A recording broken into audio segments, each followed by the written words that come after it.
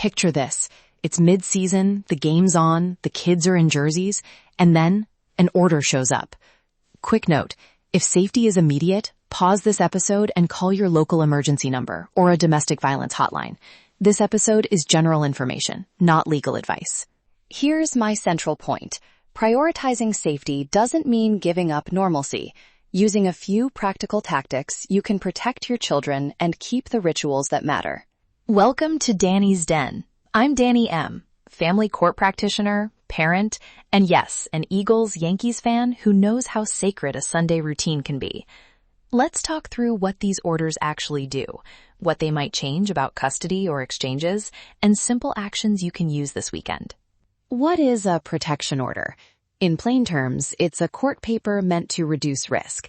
You might hear restraining order or injunction, depending on the jurisdiction. Some orders are emergency, same-day orders.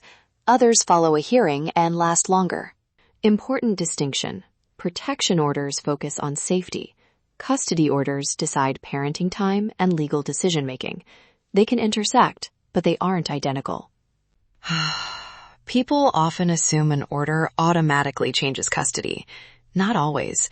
Judges may temporarily adjust exchanges or require supervision if there's credible risk, but sometimes the custody plan remains until family court addresses it. So what might actually change? You could see supervised visitation, exchanges at neutral locations, or specific no-contact terms during handoffs. Those are safety measures, not punishment. Here's a quick image.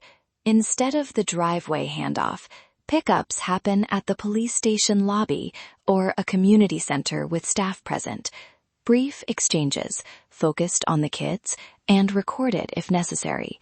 That keeps routine, but removes the risk. Curious, how do you document concerns without sounding dramatic? Keep it short, factual, and dated. Copy this if you need it. Sample log line you can copy. 2026-03-12, 4:10 p.m. At soccer pickup, X shouted threats at me. Witness, Coach L. Photo saved, 4:12 p.m. Simple. Time, what happened, witness, and what you saved. If you need to confirm exchanges, try a neutral, copyable message like, pickup confirmed for Saturday at 4 p.m. at Central Library lobby. I'll be on time. Danni. That gives you a clear record without inviting argument. When you prepare for court, bring concise evidence. Your incident log, police reports if any, screenshots, and witness contact info. Also bring any existing custody or parenting orders. Those matter. A short, useful line to say to the judge is, I request exchanges to be supervised at location because I believe they ensure the children's safety. Keep it calm and factual. Judges respond to clarity, not drama. If you can, reach out to a lawyer or legal aid. Family court runs on precedent and procedure. Having someone who knows the ropes changes how effectively your case is presented. Now, a brief real moment. I once worked with a mom who couldn't attend a late afternoon game because exchanges moved to a supervised center. She started a 5-song playlist the kids played in both cars each weekend. The kids still cheered on their team, and the playlist became the ritual they remembered, not the argument.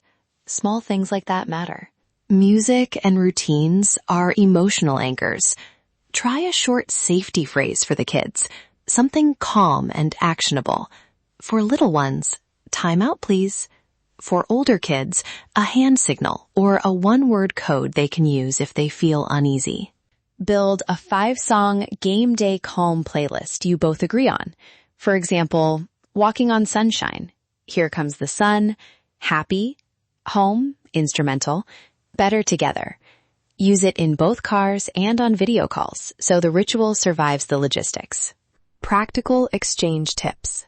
Set written plans with location, time, and who supervises. Show up early. Keep interactions brief and child-focused. Treat supervised pickups like appointments, organized and unemotional. Documentation again, because it matters. Keep copies of everything in one folder or folder app. Note names of witnesses and save timestamps on messages and photos. Those small records are what family court looks for. If you need immediate help in the U.S., the National Domestic Violence Hotline is 1-800-799-7233, or text START to 88788. If you're elsewhere, reach out to local domestic violence organizations or your court's resource page for contacts. A few final concrete takeaways. 1. Prioritize safety over perfection. Routines can adapt. 2. Document clearly and concisely. 3. Use neutral communication tools and limit volatile direct contact. 4. Coordinate with your attorney so protection and custody strategies align. And 5. Keep the rituals, playlists, snacks, halftime check-ins consistent for the kids. Remember, prioritize safety. Preserve the rituals. You can do both.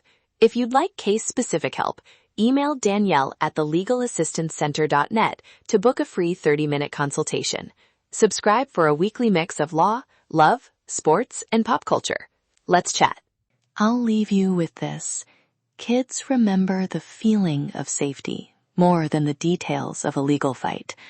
Be the adult who makes their game day ritual predictable. Take care, and I'll see you next week.